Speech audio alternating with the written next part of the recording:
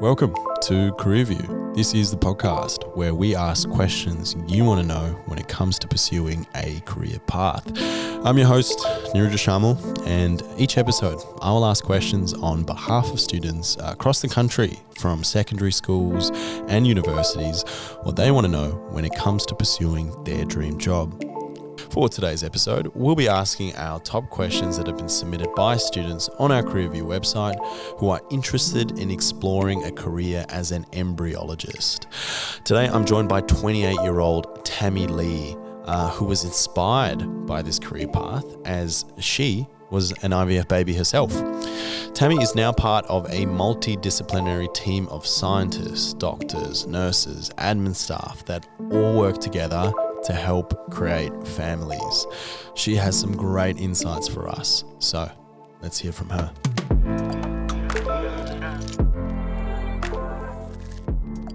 Perfect. Alrighty, and we are here with the one and only Tammy, our first embryologist that we have the pleasure of interviewing here today. Tammy, how's everything going with yourself? Hello. Firstly, Niri, thank you so much for having me. It's a pleasure to be a part of CareerView. I've been good. Worked on the weekend, so had today off, enjoying the sunshine. I can see that, Tammy, and I'm glad to hear it. And we've got a lot of questions for yourself from students who are interested in this career path. Mm-hmm. Before we jump into our top questions that are asked by students when it comes to a career path of embryologist, first thing I just want to know from yourself is, how did you know you wanted to become an embryologist? I didn't know that I wanted to be an embryologist straight out of high school.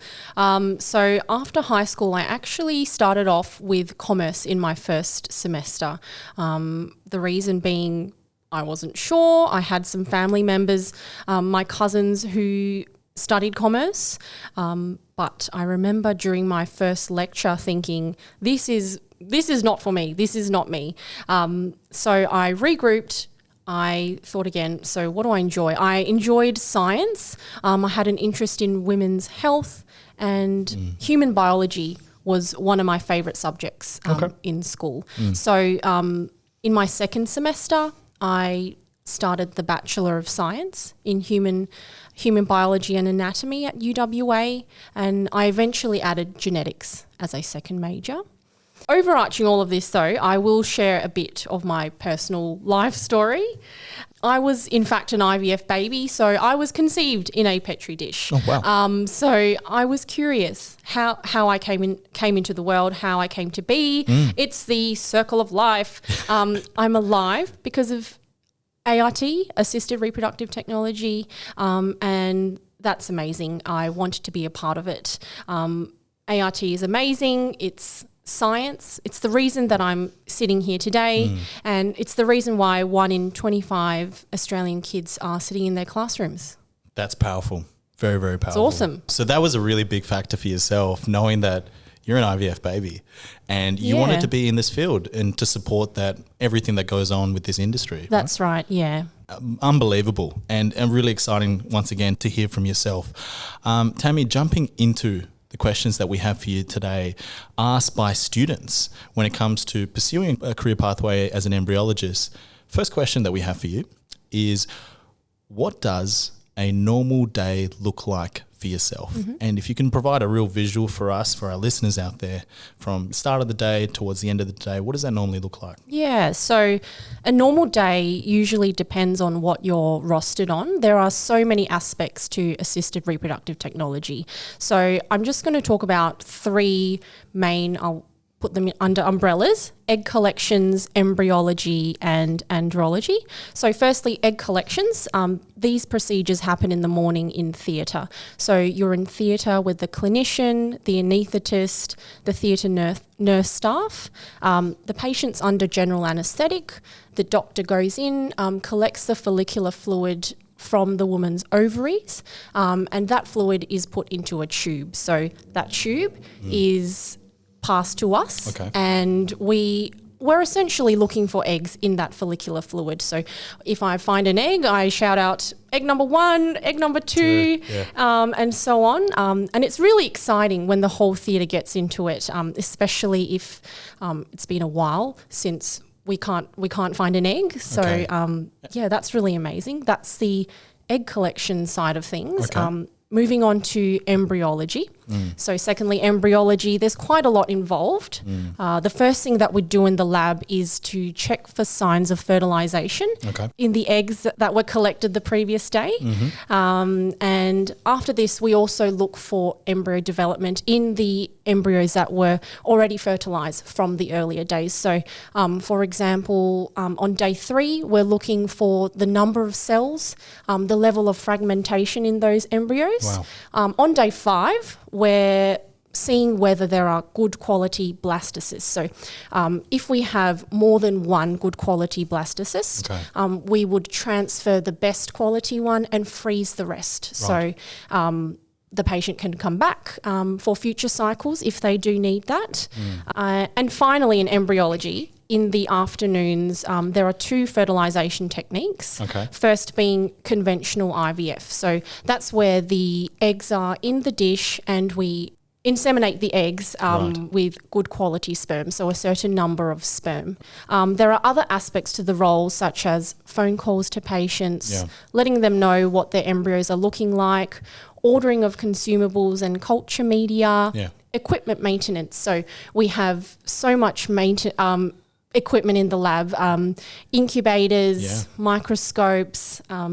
They're just some of the technical aspects to the role. Unreal. And did you ever imagine that when you were going to jump into this role, you would be doing all these various different tasks? Or did this kind of shock you when you were exposed to all of this?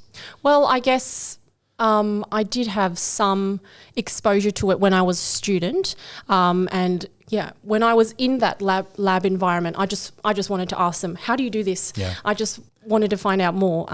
But it's amazing what we do. And how many years are you in deep into the role at the moment? So nearly 4 years now. Okay. And are you still finding yourself curious, learning, understanding, comprehending new aspects of the role? Yes, absolutely. So the IVF industry is still pretty young, over 40 years, just over 40 years. Right. So there are emerging technologies still. For example, time-lapse technology, that's where the incubator essentially takes photos of the embryos every 10-15 minutes. So it's amazing to see what they do. Previous to that, they were just in the incubator. So we would just check them momentarily. And of course, there's other technologies such as artificial intelligence coming into the fertility space as well, and that's really, really exciting. It's an exciting field. And there's a lot of promise with technology coming in, and the fact that you're 4 years still into the industry and still learning so much. That's right. Makes it very exciting, I think, for anyone who wants to pursue this pathway. Tammy, jumping on to our next question that we have for you, asked by students, is what subjects in high school do you need to study to follow this kind of career path?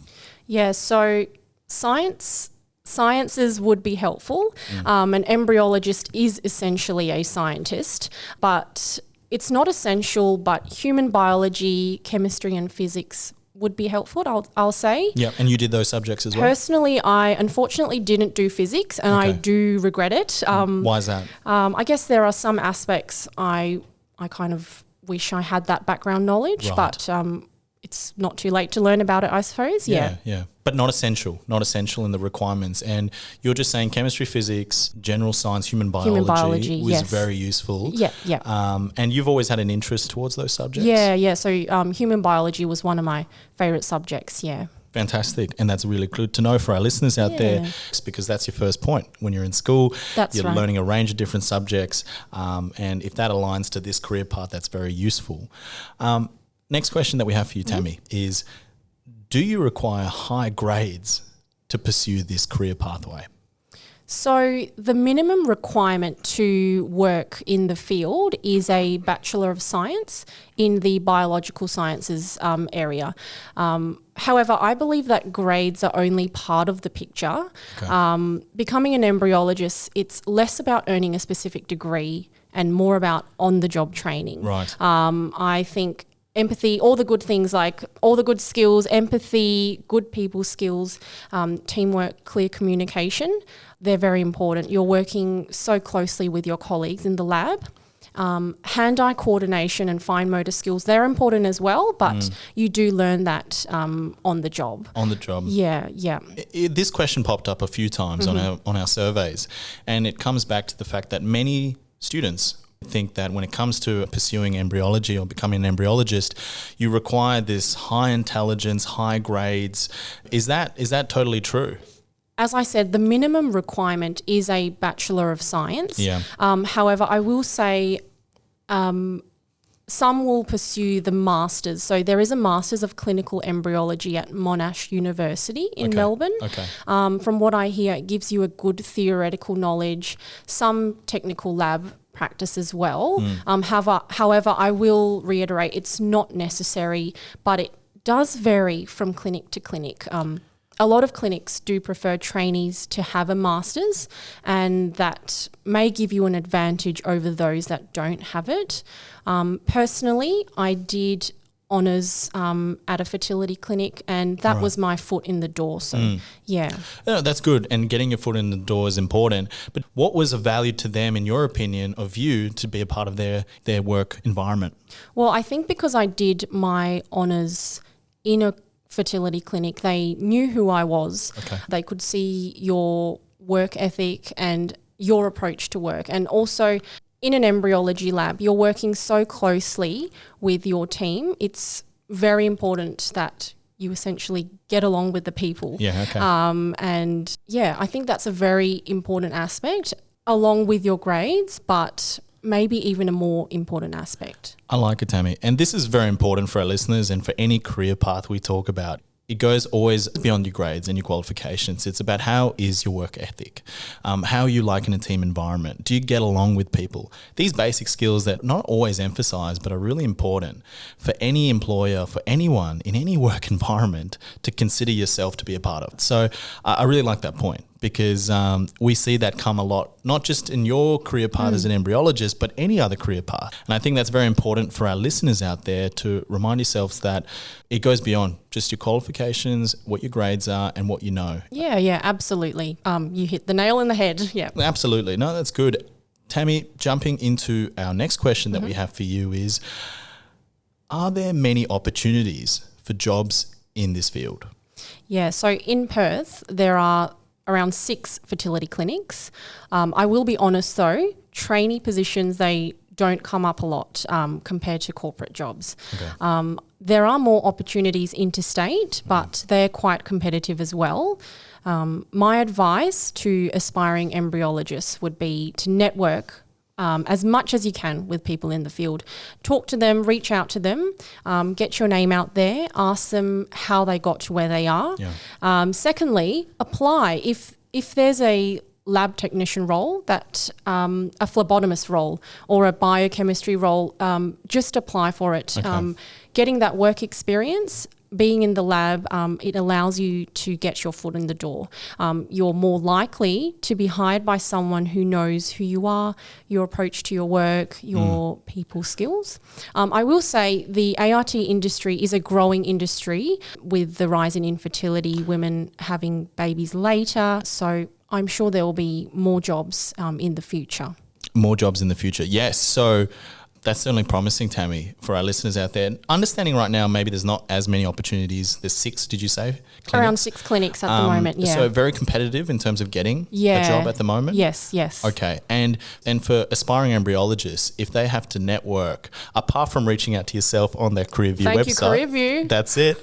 How else can they do it? What other kind of communities, or is there any events that are run here in Australia? We do have the Scientists of Reproductive Technology meetings around twice a year, local meetings in Perth.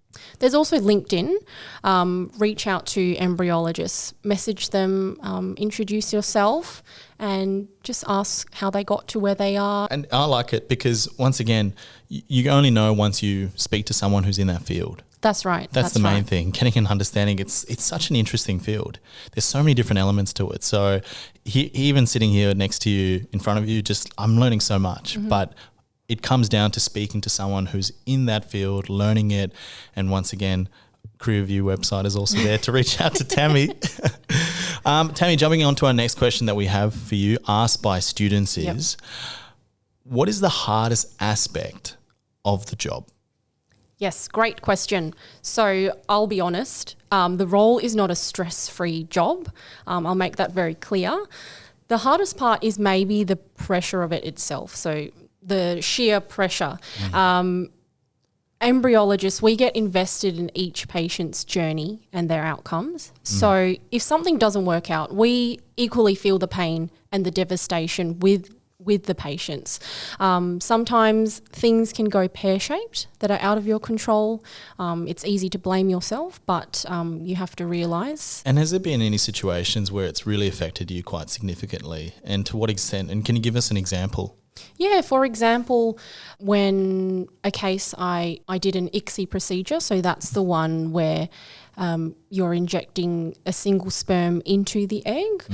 Sometimes, unfortunately, the egg quality is just not very good, and they might start to degenerate right in front of your eyes, and you feel you've done everything right, you aligned all the pipettes all correctly, did the right techniques, but unfortunately sometimes things are out of your control, and sometimes you can't help but to blame yourself, and it's something that I'm still trying to learn as well. I'll be honest, Yeah. And I get that it's a highly emotional job because you're invested in life, you're in creating life. Yes. And my question to you is, how do you deal with it in your field in terms of when things don't go well? That's a great question. I think that over time, you kind of just have to learn to deal with it. It's a part of the job. Some days are definitely harder than others, especially if you're on your weekend calling all these patients with bad outcomes. It does get to you, I'll be honest with you. But I think you also have to remember nothing is guaranteed in ART, and unfortunately that's just the harsh reality of it.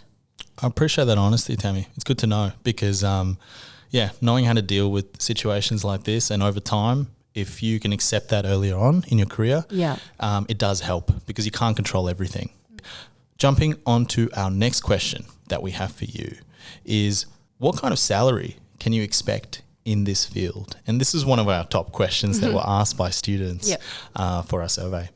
So these days, the starting salary can range from 60 to 70K, depending on the state.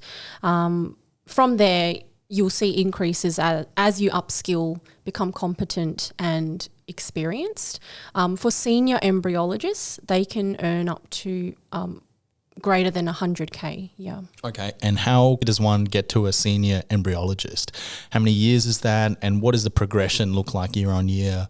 As a trainee, you'll typically start in andrology, working with sperm. You might be there for a few months. Then you move into embryology, and you finish all the training, the ICSI training. That's quite a technical procedure. To be a senior embryologist, it does vary from clinic to clinic. I do know some clinics require 5 years of experience, other 10 years.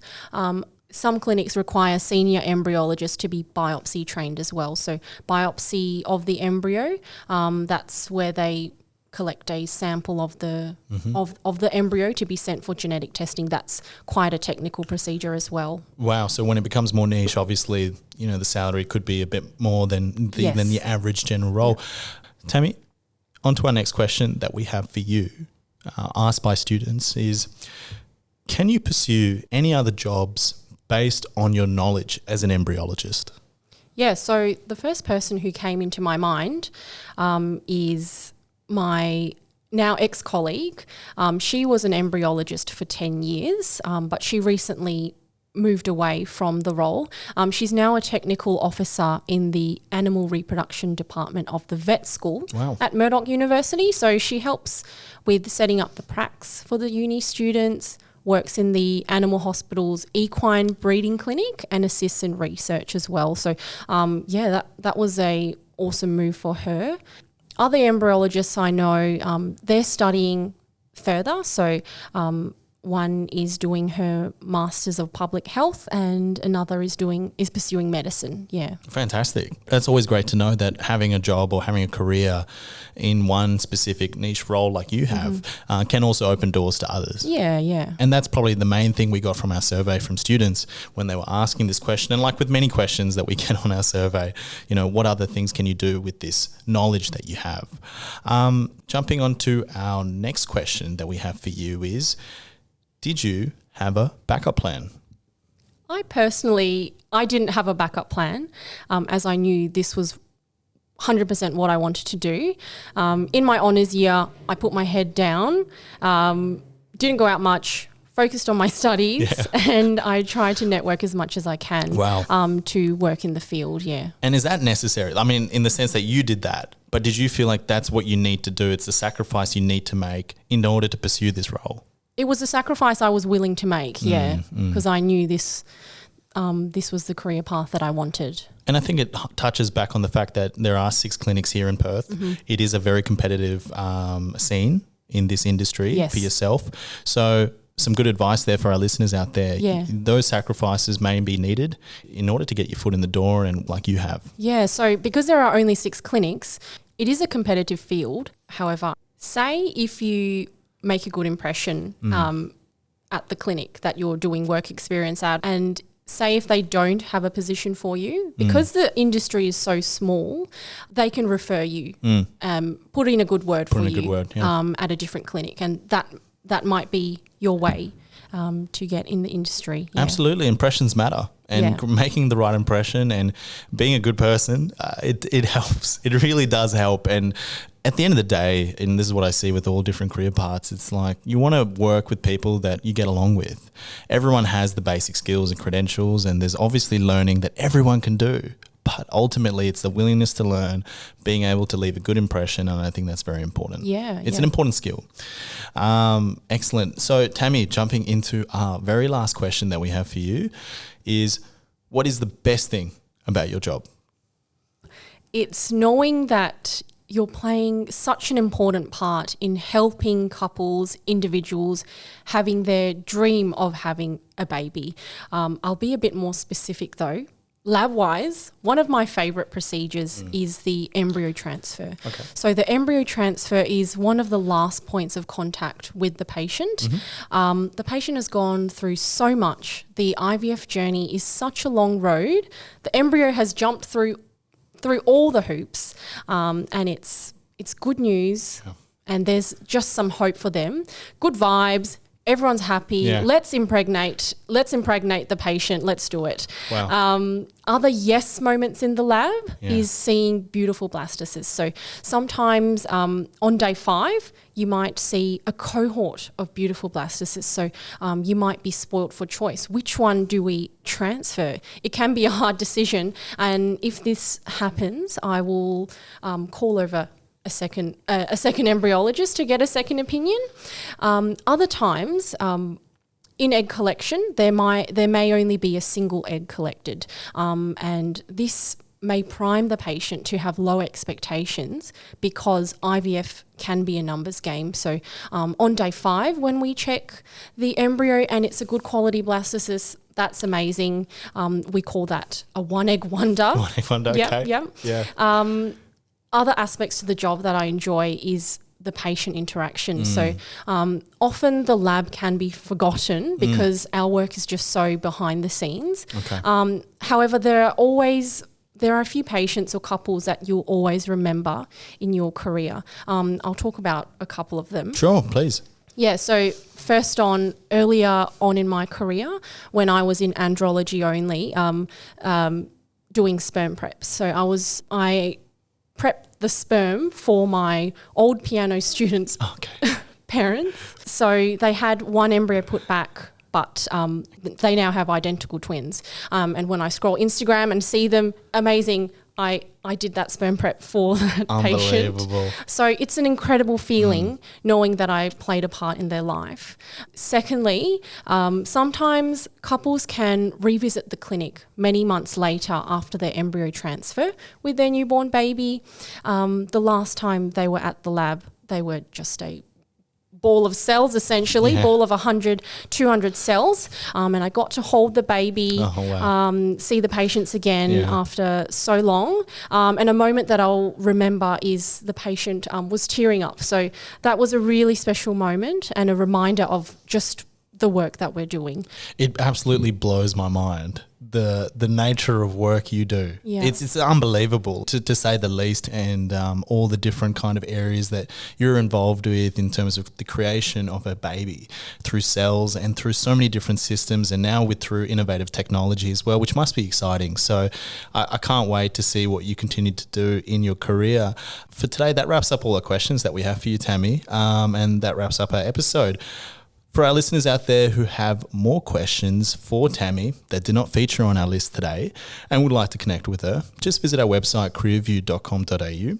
This is where you'll find Tammy's profile, and you can ask her more questions. As she advised before, ask embryologists out there like herself about what this whole career is all about. And with every episode, please don't forget to submit any questions that you want to know about any career, especially to young professionals who've been there and they've done it. So Tammy, I can't thank you enough once again for being here today. And it's great to know that we have an embryologist as part of our CareerView network that young students can reach out, and I hope you will have some time to answer some of the questions out there. Neri, thank you so much for having me. Yes, if you're an aspiring embryologist, feel free to reach out. I'll be more than happy to answer your questions. This is a resource that I wish I had when I was in uni. Yeah, this is exactly what I would have wanted. Fantastic, Tammy. Thank you again. Thank you.